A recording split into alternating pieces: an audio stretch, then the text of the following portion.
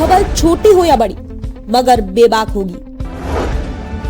हर खबर पर होगी पैनी नजर। आप देख रहे हैं बिजनौर दस्तक।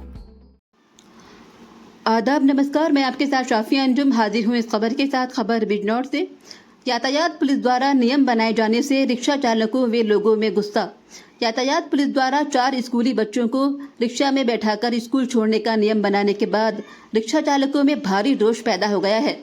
रिक्शा चालकों द्वारा इस नियम को लेकर बीते शनिवार से ही विरोध शुरू करते हुए स्कूली बच्चों को स्कूल नहीं लेकर जा रहे हैं। इसको लेकर अभिभावकों में बच्चों को स्कूल भेजने की एक बड़ी समस्या पैदा होती जा रही है। कई बच्चे रिक्शा चालकों द्वारा स्कूल न ले जाने से अपनी पढ़ाई से वंचित हो रहे हैं।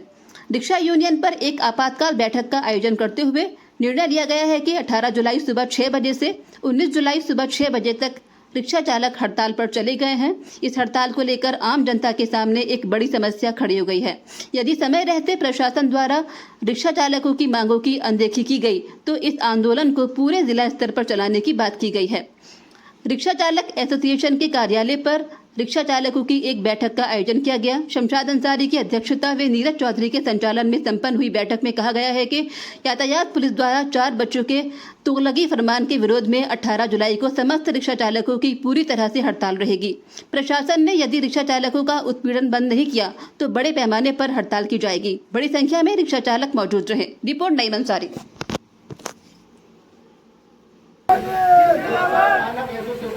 इतिहास है। रिक्शा चालक एसोसिएशन ने तमाम लोगों का सामान ला करके दिया है, अखबार के दफ्तरों में जमा कराया है, यूनियन के दफ्तर में जमा कराया है। रिक्शा चालक एसोसिएशन के लोग गलत नहीं होते। पदाधिकारियों ने कभी भी किसी गलत रिक्शा वाले का साथ नहीं दिया। अगर हमारे रिक्शा वाले की गलती हुई है तो हमने सबसे पहले उस आदमी को गलत बताने का काम किया है और हमने हमेशा हर संभव ये प्रयास किया है कि शासन और प्रशासन के साथ कंधे से कंधा मिलाकर हम चले और हम उनको कोई असुविधा ना होने दे।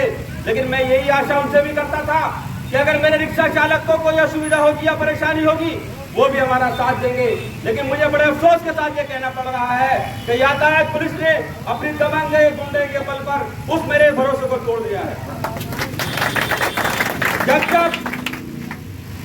यातायात पुलिस के निरीक्षक ने हम लोगों से आग्रह किया, हमसे निवेदन किया कि ये काम रिक्शा एसोसिएशन से कराना है, मैं स्वयं उस काम को आगे बढ़कर अपने घर पर बुलाकर मीटिंगें कराकर मैंने यातायात निरीक्षक जी का आदेश को मानकर रिक्शा चालकों को मनवाने का काम किया है।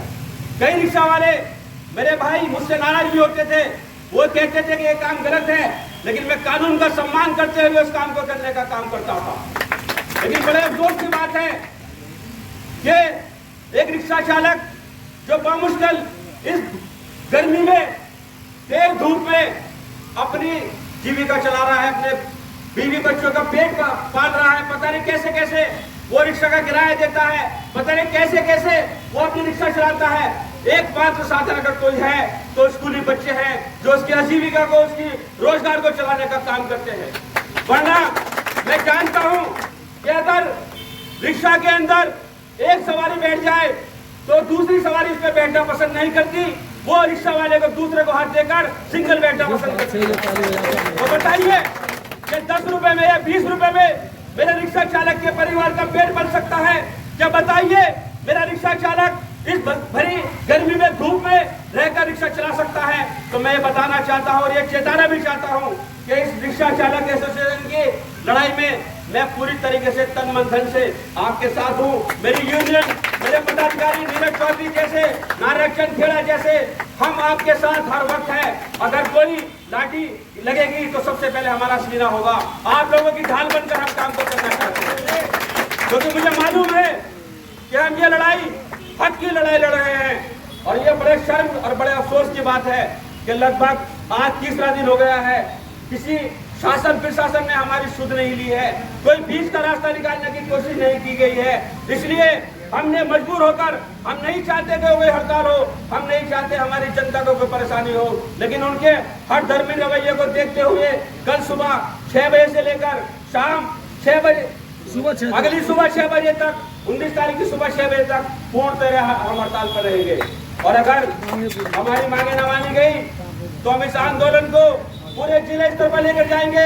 और हम अनिश्चितकालीन हड़ताल भी करेंगे। अगर हमारा पेट भरने का कोई सवाल आएगा तो यूनियन हमारी, हम जैसे लोग आपके साथ खड़े रहेंगे। लेकिन इस लड़ाई को हमें धीमी नहीं होने देना है। और मेरी आप लोगों से भी अपील है, हाथ जोड़कर हर रिक्शा वाले से, कि इसको ईमानदारी के साथ करना। कोई ऐसा ना हो कि हम लोग ड्यूटी लगाते रहे, आप कहीं चला लो और आप कहीं चला लो। अगर आपने 10 रिक्शा भी चला दी तो हमारी ये हड़ताल बेकार हो जाएगी। हमारे 100 रिक्शा वालों का नुकसान हो जाएगा।